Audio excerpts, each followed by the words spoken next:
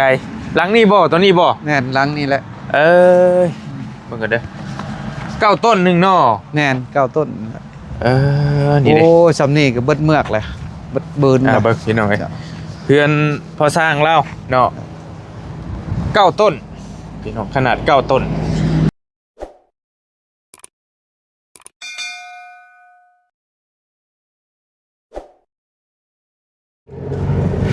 ไปพี่น้องไปเปิดภาพเปิดคลิปมาอีกบันนี้กับบรรยากาศเนาะครึ้มฟ้าครึ้มฝนพี่น้องเอ้ยบ่แม่นครึ้มฝนดอกบ่ได้ว่าพิษครึ้มหนาวลมหนาวเราอากาศหนาวแล้วพี่น้องในบ้านเฮา18 องศาอยู่บ้านเมื่อคืนนี่บ่รีเบิ่งอุณหภูมิบ่อากาศอยู่ลาวใต้เห็นทางบ่าวโกเป็นส่งเขาในกลุ่ม14 องศาว่าสันป้าโตคือสิเย็นเฮง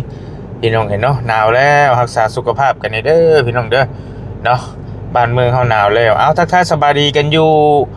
บอลลี่กำลังสิเดินทางไปบ้านน้องสายฟ้าพุ่นแหละไปเบิ่งเวียกเบิ่งงานอยู่พุ่นแล้วพอดีพอสร้างแล้วโทรมาแล้วบอกว่าเรากำลังสิขึ้นไปเรากำลังสิลัดรถโดยสารขึ้นไปแหละพอดีบอลลี่กำลังสิฮอดแล้วก็เลยว่าเราก็สิติดรถไปน้ำบอลลี่เลยจากเราจะอยู่มองได้บัดรอถ่าอยู่ทางเวบ้านดงมักยางทางเวบ้านเสาจอยเสาเตลเขานี่พี่น้องเนาะไปเดี๋ยวไปหาพ่อช่างเลยขึ้นไปน้ำกันเพราะว่ามือพ่อช่าง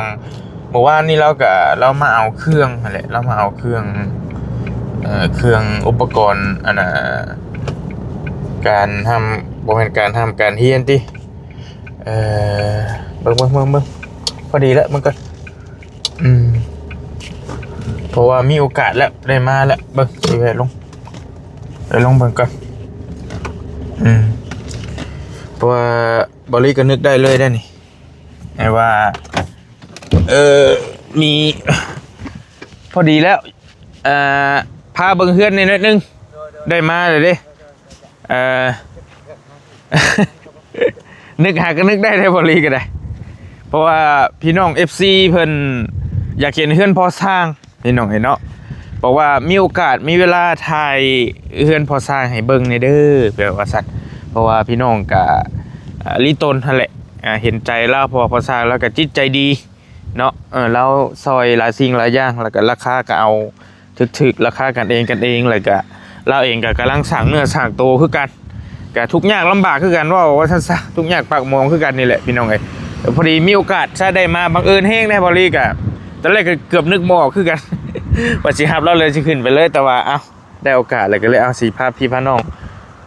ให้เราพาเลาะเบิ่งเฮือนก่อนเดี๋ยวแซมให้กันสั้นก่อน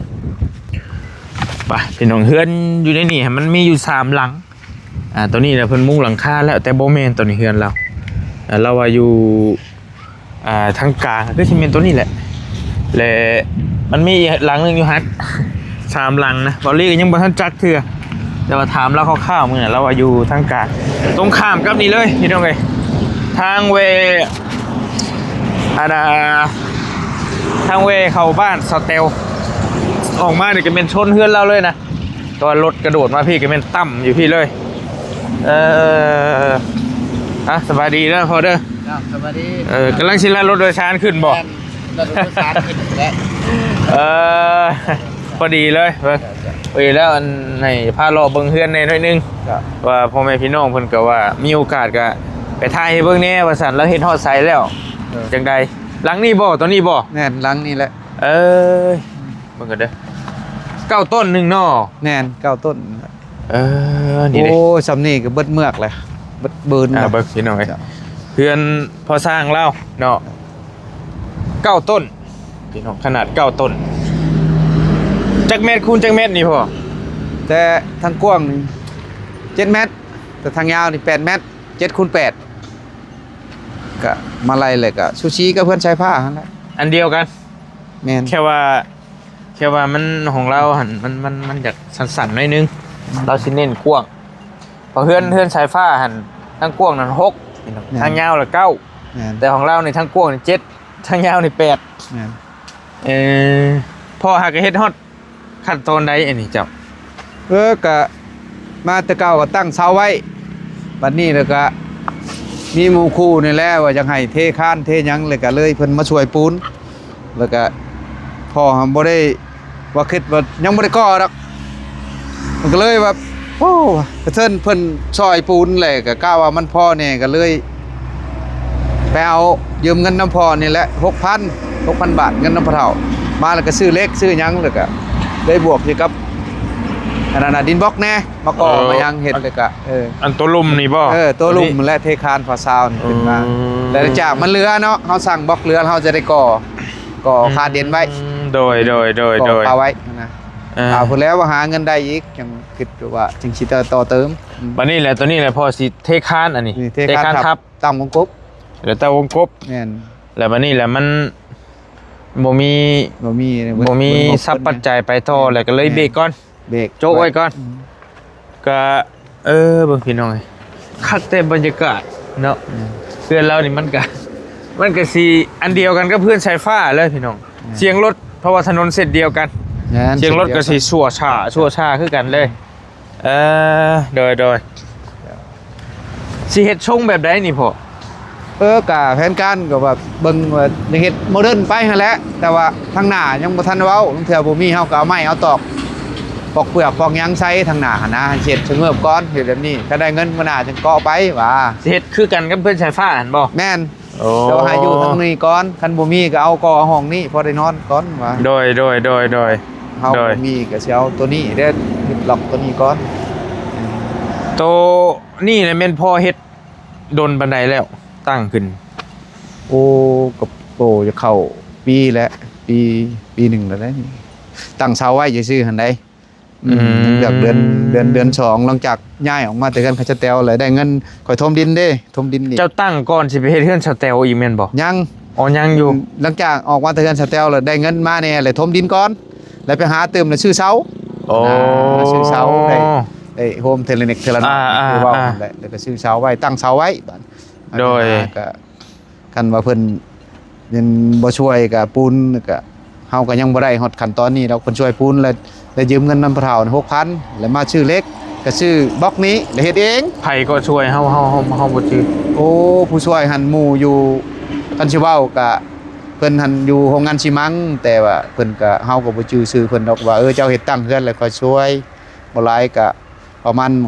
17-18 ชอบนี่แหละปูนแดงนะเพิ่นคันสิเว้าไปขายแน่แล้วก็มันปลายมันแหละเพิ่นมาช่วยหั่นแหละกันก็คนหักแพงกันคันสิเว้าแล้วก็เคยเจ้าเพิ่นช่วยสนมกันช่วยปูนแม่นช่วยปูนอันนั้นเลยก่อไว้เป็นซำนี้นะ10 บาทศอก17-18 ชอบนี่แล้วแล้วเฮาก็ได้ซำนี้พี่น้องเนาะเราปลูกหมากพริกหมากอันนี้ไว้เพิ่นปลูกผักปลูกหญ้าไว้เพื่อไว้เพราะว่าเพื่อเฮาได้เฮ็ดก็ยังบ่ได้กินเลยเติบตัวดินเข้านี่ยุ่งใส่เองเอานี่ล่อนี่ขุดแล้วยุ่งใส่เองคือดินนั่นนี่หั่นเว้าให้ฟรีให้น้องพังในยันเพิ่นบ่เข้าใจว่าดินไผจะปลูกอยู่โอ้อันนี้เป็นมูลของพ่อเฒ่าเพิ่นให้ปลูกอยู่นำเมียเพิ่นสิว่าเป็นมูลของเมียกับแม่นแต่ว่าเฮามาสร้างก็พอได้อยู่ได้กินพอแบบว่าเป็นชินชมสร้างเฉพาะเฮือนดินดอนตอนหญ้าเนี่ยเพิ่นบ่ทันพอตึงขัดจะปันให้ลูกให้เมียจนว่าจะอยู่ใช้แล้วเฮาปลูกอยู่ได้นะเฮาก็เป็นเคยเพิ่นนั่นแหละว่าง่ายๆก็พอแล้วนี่มาอยู่นำเมียแม่นแล้วถ้าอันนี้เฮาเว้าพื้นคือคำว่าอยู่นำเมียนี่ถ้าเฮาเฮ็ดในพิษในเมนนี่เพิ่นก็สามารถไล่เข้าไปได้ตลอดทุกมื้อได้พี่น้องในบ้านเฮานี้ว่าสิ่งที่ปลูกสร้างนี่เพิ่นก็ต้องยกให้เมียเบิดเลยนะบ่ได้นะนี่ว่าพื้นมันก็เพราะว่าบางหลายคนก็ยันพี่น้องบ่ทันจักพอสร้างแล้วนี่มาอยู่นำเมียเลยแต่ก่อนท่านผู้กระตูบแล้วยันพี่น้องบ่จักบ่สิซูมให้บ่เห็นแล้วกระตูบโอ้ตอนนั้นก็สิพอๆกับสายฟ้าแหละแต่ว่ามันสูงกว่าหน่อยนึงปัจจุบันนี้เราก็อยู่หั่นได้พี่น้องเนาะทางหลังนี่เป็นป่าโอ้ถือว่าเพิ่นก็ให้มั่งอยู่เมียก็ให้มั่งมาอยู่พี่บัดนี้พื้นไผก็บ่มีแลพ่อเฒ่าเว้าเจ้าได้เงินเท่าใดแหละมาให้ข่อยก่อนตัวนี้แหละสิขอแล้วเอาไผเขาก่อนพอได้เฮ็ดหันเฮ็ดนี่เจ้าบ่มีไผสิอยู่ในไสมาหั่นนะที่มาแล้วเพิ่นว่า ไผก็ใกล้ๆนี่บ่ว่าสิหาตื่มกันบ่ได้บ่พอลงกันแล้วกับพ่อเฒ่าหั่นนะมื้อนี้หั่นนะ เท่าใดหั่นพอก็ฮู้ราคาอยู่ว่าคันดึงไฟลง ประมาณเพิ่นว่า3-4 หมื่นพุ่นใดไฟ40,000 พาดตกเพลงตึกอยู่เลยเนาะ โอ้คิดอยู่แหละจำเป็นก็สิชูชนไปก่อนนักครอบอยู่ เก็บหาเก็บ10ไปก่อน แม่นจักได้ตุดพิเศษนี่มันไฟเพิ่นว่าให้เอาไฟลงเพิ่นเน้นเด้เพราะว่ามีไฟนี่เจ้าสิมีโอกาสเพราะว่าอยู่มีแสงสว่างอันหนึงอันสองมาน้องมากอ่ะ เจ้า หุงได้แจ้ง เจ้า สิอยู่แบบใด เจ้า การเฮ็ดตูบอยู่ก็แม่นอยู่เราว่าบ่มีพื้นมีไฟบ่เฒ่า แม่นเลย ลงกับแล้วมื้อนี้น่ะลงกับเพิ่นแล้วเฮ็ดได้ก็ยาลูกเอ้ยให้ได้ไฟคันว่ามันพอเป็นไปได้ก็ให้ไฟนี่แหละให้แสงสว่างซะเพิ่นมาก็อยู่ ดึงลงแล้วนี่เลยบ่ แม่นดึงมาใส่อยู่นี่แหละเฮาก็สิได้ปลุกตูบอยู่ในนี้บ้างตัวเก่าก็จักสิได้ซำใด ว่าง่ายๆเรา อยู่นี้เดิน พอเราอยู่ปัจจุบันนี่นั่นคือมันอยู่ส่ง มันอยู่เจพ่นแล้วมันหกพ่นนะพี่น้อง แม่น มันแบบมันบ่จักชิว่าได้ใดมันบ่โอเคปานใด โอเค อันขอโทษและดินเพิ่นแบ่งให้ฮอดใช้นี่พอ อันนี้หันเพิ่นให้ปลุกเคลื่อนเฉพาะโตนี่ต่อไปหั้นบ่ทันเว้าคันเฮาบ่ปลุก อยู่ใกล้ๆเคียงนี่เพิ่นก็สิอนุมัติอยู่หั่นนะ กันปุกกระตูบแถวนี้ก่อนก็ได้อยู่เนาะ แม่น โดย คันบ่หามได้ก็พอจะหามมาตั้งไว้แหละพอได้ให้เมียอยู่มีพื้นมีไฟแหละอยู่ มาขออภัยพี่น้องโอเคและเนาะมันก็หลายอย่าง แม่นจนคิดหลายก็นอนจนบ่หลับพุ่นแหละแต่ละมื้อได้จังหวะ ความหมายว่าถ้าพ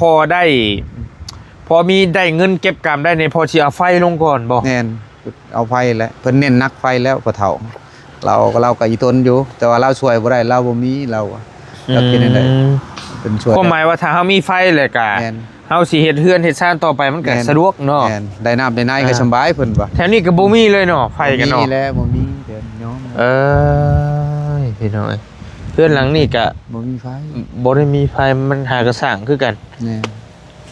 คันมีก็มีแต่ฟังพุ่น แม่น พี่น้อง เพิ่น กันลำบาก เพิ่นก็เอามาพี่ก็บ่ได้เพิ่นว่าไฟเพิ่นภาคไฟฟางมันเพิ่นว่านะ เออ เพิ่นแบ่งกันแล้ว สมมุติว่าเฮาสิยืมก่อเฮือนก่อหยังก่อนี่นะความหมายว่านะเออ ก็บ่ได้ใช้ไฟใช้หยังแหละคันสิเว้าก็ตัวนี้แหละเฮ็ดเฮือนเฮ็ดหยังก็บ่ได้เพิ่นว่ามันบ่สะดวกบ่มีไฟ แม่นอยู่ พ่อเฒ่าก็เอาสู่ฟังลมรายละเอียดแล้วมื้อนี้ก็นั่งลมนํเพิ่นก็ยืมรถเพิ่นนั่นแหละไปเอาเครื่องมือไปนำเอาเครื่องมือก็ได้มาพอได้สิมื้อเฮ็ดเวียกอยู่พุ่น โอ้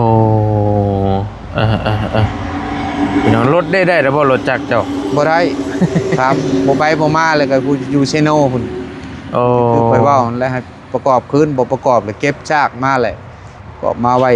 ป้าอยู่บอนสิยุมาไว้อยู่พี่ว่าก็เป็นไปได้ดูไปก่อน โอเคพี่น้องเอ้ย มันหลายอย่าง ยังไม่ยากเนาะ สมปู เข้า สม ใจ ปุย อยู่ เลยแม่นเฮาแบบ สิเอาทั้งใดก่อนเราก็เข้าใจแล้วอยู่พี่น้องเอ้ย อดคือว่าอดเฮ็ดไปได้อันใดอันหนึงก็อย่าเพราะว่ามีส่วนได้นะ แล้ววันนี้แหละโตเฮือนนี่คันพ่ออันนั้นแหละพ่อสิเฮ็ดตัวใดก่อนสมมุติว่าสิเฮ็ดแค่ต่อเฮือนจิโก้ขึ้นก่อนบ่หรือพ่อสิมุงหลังคาก่อน เพิ่นกันคันว่าถ้าเฮาได้พื้นได้ไผก็จะเฮ็ดหลังคาแล้วก่อนพอได้ชนนะ เฮ็ดหลังคาแหละคันว่านั่นเฮาก็ อ ก่อขึ้นบังลมบางหยังก่อนแล้วก็มัดชนอยู่ก่อนก็ยังได้เนาะ ใจผ้าเอาผ้ากระตอกกระตาดมาขัง ๆ โอเคแล้วบ่พาว่าเรื่องฟูดอก พอได้ชน กรณีว่าคือเฮือนน้องสายฟ้าพี่น้อง แม่น แบบว่าเฮามีหลังคาแล้วก็เฮาอาจจะก่อขึ้น แล้วก็กั้นห้องพอได้นอนก่อนก็ยังใครเห็นนะความหมายว่าแต่ว่าคือมันดีอย่างนี่พ่อเรานี่เฮ็ดเองได้ตอนนี้สบายบ่ต้องได้จ้างไผแล้วเฮ็ดก็เมียก็ได้เนาะ แม่น สมมุติว่าเนาะ เมียก็จะขึ้นไปอยู่ยังล้มกันบ่บ่เท่าว่ายังขึ้นไปก็มันยากข้าวน้ำเจ้าน้อยก็ยาลูกเอ้ย4-5ชอบกับข้าวเจ้าแล้วเพิ่นให้ฮุบเมื่อไว้อยู่พุ่นคอยว่าคันว่าเมียบ่อยู่อีหลีก็สิเมื่อน้ำพัวอีหลีก็จำเป็นถ้าว่าเราอยู่พี่ก็ถือว่าให้เราอยู่เผาไปก่อนให้มันเบิดเวียกอยู่พุ่นก่อนหั่นนะคันว่ามีเวียกต่อเรื่อยๆก็จำเป็นหั่นนะเฮาก็หาเงินทอนโฮมนี่แหละเร่งใช้พอมีแนวได้แหน่คันเป็นไปได้ โดย เอาไปก้อยปลูกก้อยปูนเฮ็ดเวียกเฮ็ดงาน แม่นแล้ว ทำแล้วแต่ว่าผู้เฒ่าก็ยังยากใจบนว่าเรื่องแรงงานเห็นแหละอยู่ปีก็คือว่า อืม เป็นห่วงยังสิ่งของก็บ่หลายดอกแต่ว่าเฮาก็หาเพื่อสิได้คือข้าวน้ำก็เพิ่นเอาไปแล้วเฮาก็มาก็บ่ได้กินอีกนั่นนะเพิ่นก็ว่า โดยว่าง่ายๆนะตอนนี้หันพอมีเฉพาะเท่าที่เห็นนี่เลยบ่เครื่องที่เฮ็ดเฮือนน่ะยังบ่ได้มีหยัง แน่น บ่ได้มีหยังเลย แค่ซ้ำนี่แหละ มีแต่เท่าที่เห็นนี่เห็นไหม แน่ คันว่าเราสิเฮ็ดหลังคาเราก็ต้องเริ่มใหม่บัดซื้อไม้มาซื้อนั่นซื้อนี่มาเพราะว่ายังบ่มีหยังเลยนะความหมายว่าคันสิเฮ็ดหยังต่อก็ได้คันเราสิก่อก็เราต้องซื้อบล็อกมาคันสิก่อก่อนก็ซื้อบล็อกซื้อปูนซื้อหยังมาแล้วก่อขึ้นมุงหลังคาน้ำลังบ่หั่นนะแต่ว่าคันอันนี้ก็ต้องมุงหลังคาแล้วก่อนบ่ลีก็คือว่าคิดว่า อันนี้เพิ่นก็ยังมุงก่อนนี่เห็นบ่ แน่น ก็ยังมุงหลังคาก่อนคือกันแต่ว่าอันนี้เปลืองสิเปลืองไม้โซล่าเติบอยู่พี่น้องเอ้ยโอ้ มันหลายขั้นตอน เนาะอ๋อนี่ก็คันบ่ได้ก็ซ้ำเพื่อนใช้ผ้านี่ก็พอแล้วเฮาบ่ได้ท่านมีเกยเด้ถ้าเฮามีเกยเฮาจังว่าต่อเฮาสิเฮ็ดไปชงลงมานี่ก็พอนะตัวขันทั้งนั้นบ่พาเว้าดอกทางนั้น โอ้ พอแต่ว่าได้ ยังบ่ได้มีเช็คบ่ บ่ทันเว้าตอนนั้นเช็คบ่ทันมี มีแต่พ่อสิเฮ็ดเบิดไปก่อนซื่อๆบ่ เฮ็ดเบิดไปพอได้ เฮ็ด อยู่ เบิดไปอย่างเดียว แน่น คันว่าโตก้มลงเลยต่างหากต่อเสาไปอีกต่างหาก แน่น โอ้ ทันเว้าเอาตัวนี้ เจ้า ก่อนเป็นหลัก เจ้า พอได้ช่อง3แผ่นก็อยู่ไปก่อน เฮ็ดเฉพาะตัวใหญ่แม่นนี่แม่นบ่ แม่น ตัวใหญ่นี่ก่อนนะ แม่น โตเช็คน่ะยังบ่ทันว่า แน่น ยังบ่ทันว่าเฮ็ดเฉพาะตัวใหญ่นี่ เฮายังบ่มี เฮ็ดเบิดไปก่อนซื่อๆนะ โดย ตัวลุ่มนั่นยังโจไว้ก่อน เจ้า ตัว3เสาหั่นตัว3เสาทั้งหน้าโอเคเดี๋ยวขึ้นสูงเกือบได้พี่น้องเอ้ยเบิ่งเด้อไปขึ้นเบิ่งเฮือนแล้วกันมาพอมาขึ้นมาโอ้เฮ็ดสูงก็ดีอยู่มันสะอาดซ่านดีสูงเพื่อว่าอนาคตมื้อหน้านั่นเทื่อดินมันต่ำมันหยังมันว่าเพิ่นอันนั้นก็เฮ็ดมันสูงไว้หน่อยนึงกันมาเบิ่งกับเพื่อนชายผ้าก็ดินชายผ้าก็คูนแล้วดิดินพอก็ทันได้คูนแต่ว่า อันนี้คือดินเดิมเจ้าเลยคูนเล็กหน่อยบ่ แม่นปรับเล็กน้อย คูนน้อยนึงแม่นเท่าพี่น้องเอ้ยแต่ว่าสิต่ำกว่าขึ้นชายฟ้าที่บ่เฮาเบิ่ง ซูชิกันลื่นกัน หรือว่าเจ้าเอาขึ้นสูงเนาะมันก็เลยคือต่ำบ่ประมาณ3เมตรไล่เลี่ยกันนี่แหละ3เมตรปลายพอดีไล่เลี่ยกันโอ้ตัวนั้น3เมตร50ตัวนี้สิเป็น30หรือ40นี่แหละตัวนั้นก็เฮือนพี่น้องบ่ตัวนั้นก็แม่นเพื่อนน้องเคยน้องสาวเพิ่นก็ชื่อแห่ชื่อยังมาป้าไว้ก็เพิ่นก็คือว่าเฮ็ดบ่เป็นอาศัยหาหมู่ปัดนี้เพิ่นสิเฮ็ดต่อเพิ่นปูนมีหยังก็บ่มีโดยแล้วก็เลยโจ๊ะก่อนเพิ่นทางเมียเราก็ได้ไปใช้เลยมานี่บ่ไปตักน้ำบ่โหรูปไปเลยบ่ได้ยินมาหดนี่แล้วมันเหี่ยวแล้วชาวบุญเว้ามาหดมาพริกแล้วนี้ในเท่าปลูกปลาไว้ให้เพิ่นนั่นแหละพอได้เก็บกินว่าชื่อเขาเพิ่นลาก็แผนการคิดว่าลูกเคยหั่นมันบ่ได้เงินได้คำง่ายหั่นนะเลยปลูกหมกเพชรหมกพางไว้โดยอย่าหดอย่ายำไปเป็นไกลอยู่โอเคพี่น้องกับประมาณนี้นี่แหละพ่อเราก็พี่น้องบูธแต่แนวสิเฮ็ดบูธแต่แนวอยากได้นะตอนนี้มีแต่แนวจำเป็นทั้งนั้นเลยจักสิว่าแนวใดก่อนเนาะมอไซค์เราก็ตายอยากเก็บเงินซื้อรถจักรในกระปันนั่นอยากเอาดึงไฟลงก่อนในกระปันนั่นแหละก็จักเฮือนในกระปันนั่นหรือว่าแนวใดเนาะหนักใจอยู่หนักใจอยู่มันใจยากมันเริ่มต้นใหม่มันยากเบิดเลยพี่น้องเข้าใจอยู่มันซ้ำเฮาเริ่มใหม่เบิดเลยนี่ตอนนี้เฮ็ดยังก็ลำบากแล้วจนคิดบ่เข้าถ้าอยู่ใช้ก็อยู่ไปคือนั่นแหละเมื่อพุ่นแล้วเฮ็ดเวียกของงานพอแต่เฮาได้เฮ็ดพอได้อยู่ได้กินก่อนโดย ตัวใดมันพอพรได้พอได้ก็บื้นใช้คันบ่ได้ก็จึงไว้หั่นแหละก็คิดอันใดเฮาบ่มีบอกความจริงหาก็พอได้สู่ชีวิตหากินเช้าค่ำไปอันนี้ยังขายอยู่นี่ช่วงนี้ข้าวก็ยังพอได้กินเด้โดยบัดเบิดข้าวก็ซื้อข้าวแน่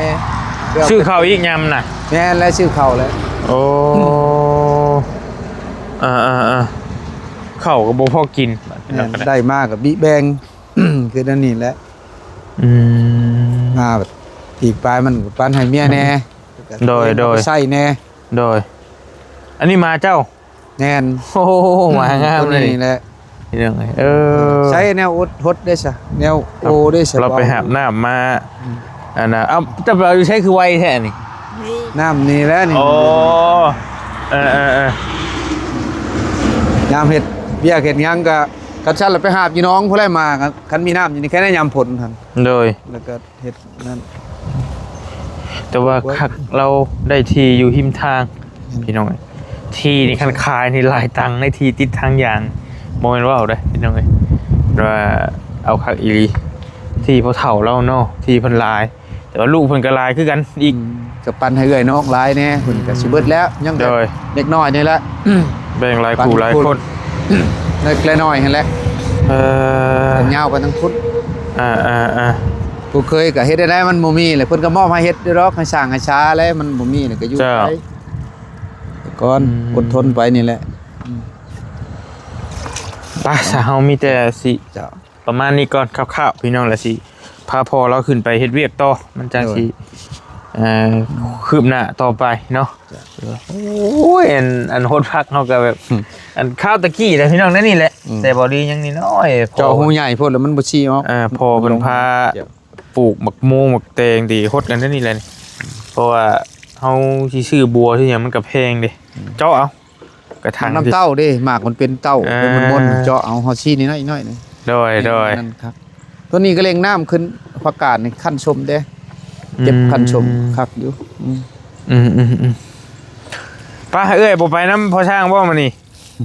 เดี๋ยวว่าชวนได้บ่ลีจะไปหันตึงๆแต่เช้า เนาะ ก็ละเมื่อยนะ เอ้ย สิบ่ลื่นใช้ผ้าบ่ได้เด้เข้าใจว่ากับใช้ผ้าอะไรก็ ฮู้แล้วแต่ผ้าก็เอฟอยู่คืน ว่ามื้อเช้านี่เห็นให้เด้ไปเบิ่ง ว่าแซนไปบ่อยู่ผู้เดียวว่ะบ่สร้างมาบ่แล้วค่อยว่าเห็นบ่แซน ปกติแล้วเนาะเคินว่าเฮือนชัน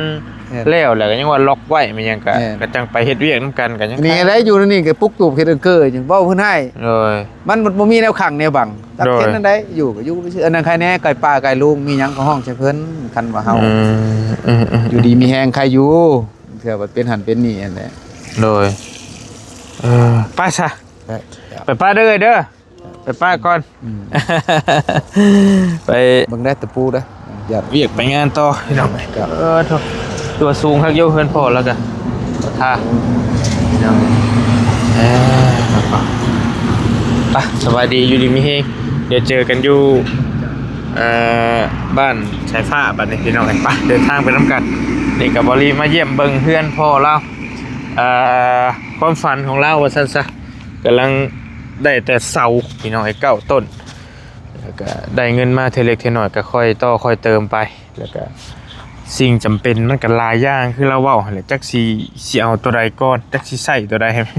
อันใดก็จำเป็นพี่น้องเอ้ยเนาะอันใดก็แล้วแต่พี่น้องฝากพอสร้างแล้วนี่เพราะว่าพ่อแม่พี่น้องหลายคนก็เพิ่นส่งมาหลายเฮงบอกว่าไปเบิ่งพาพี่ไปเยี่ยมเพื่อนพอสร้างแน่อยากเห็นว่าซั่นเพิ่นเฮ็ดไปฮอดไสจังไดแล้วนี่แหละพี่น้องเอ้ยประมาณนี้เฮือนเราก็มีแต่คันว่าเรามีเครื่องแหละสบายเนาะมีแต่ซื้อมาให้เราแหละสมมุติว่าเราเฮ็ดเองเรานะบ่ยากนำค่าส่งค่าสร้างตัวนี้ก็คักอะไรอีกแบบนึงอยู่ป้าอยู่ดีมีแฮงพี่น้องเจอกันอยู่เฮือนสายฟ้าเดินทางก่อนบ่รีก็ได้โดย